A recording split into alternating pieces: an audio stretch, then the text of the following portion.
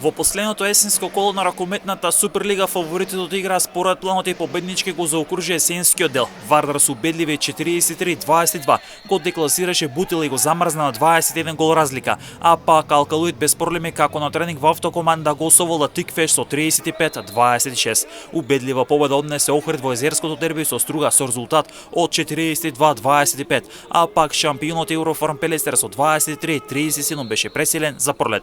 На важна и голема победа се радуваше Куманово кој со 32-25 го доби Бесинов, а пак Радовиш како формален домаќин беше декласиран од Прилеп со резултат од 22-37 и со тоа заврши есенската полусезона без триумф. Алкалуит е на врвот од табелата со 30 бодови, Еврофарм Пелестер и Вардар го делат второто место со по 28 бодови, а пак Охрид е на четвртото место со 25 бодови. Неизвестно ќе биде за место во плейофот. Бутил е пети со 16 бодови, а толку има и Тиквеш кој е шести. Пролет е седми со 15 бодови, а Прилеп е осми со 14 бодови. Две од овие екипи ќе останат без плейоф.